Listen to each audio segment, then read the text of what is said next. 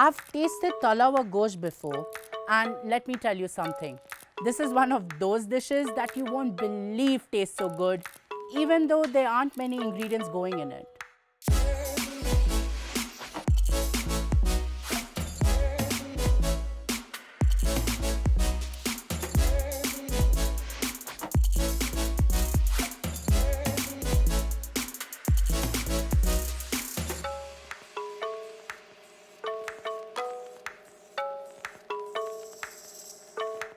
The most important ingredient here is mutton.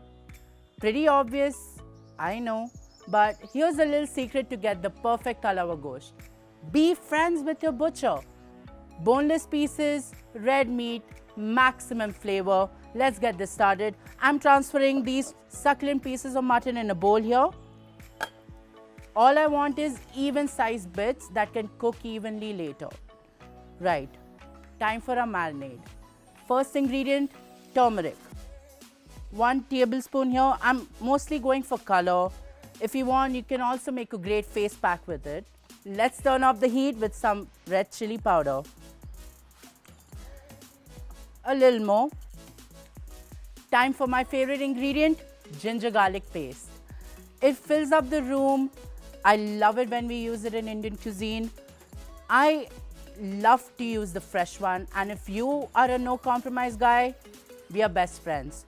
Make a fresh paste, or if not, you can buy it at your grocery store. So I'm going to add 2 tablespoons over here. Works great with mutton, and don't worry, it won't overpower the dish.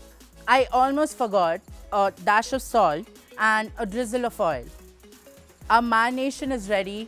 Now that we have all our spices in there, all that's left is to get your hands dirty and massage that mutton. You really want that salt and spices to be absorbed by the mutton. My marination's ready. I'm going to set this bowl aside for 30 minutes because a good marinade needs time to work its magic. The 30 minutes are up. I'm transferring the mutton pieces into a pressure cooker and add enough water to submerge all the pieces.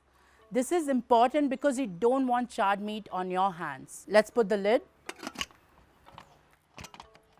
Once the pressure cooker blows 5 whistles like that, we are going to open the pressure cooker and reduce the remaining stock in here.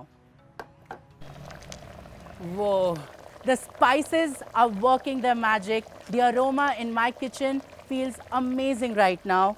Just going to quickly reduce it. See how that watery stock has now become a thicker sauce coating all that meat? That's a good sign.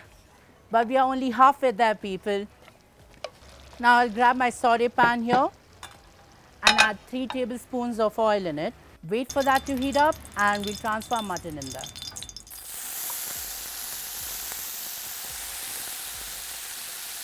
You can use ghee here if you're feeling fancy.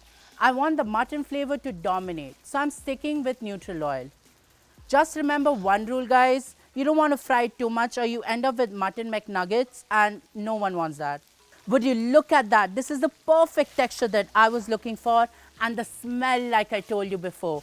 A dish this simple yet such a delight is unbelievable. But we aren't done with Tala hua gosht just yet.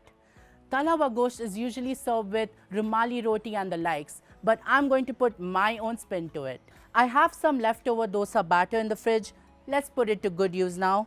I'm going to take a good measure in my bowl here and drop it right in the dosa pan and spread it just like this. The dosa here acts like a sponge and soaks in the thick mutton gravy, making it the perfect accompaniment for our Tala hua gosht. And looks like our dosa is getting pretty crisp. Let's take it off the pan. For the love of all things food, I'm running out of patience here and I'm going to take a big bite out of this combo to comfort my already growling stomach. Let's give it a try.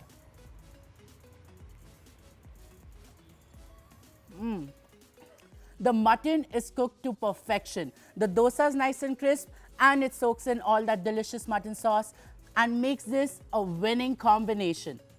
Give it a try. You won't be disappointed.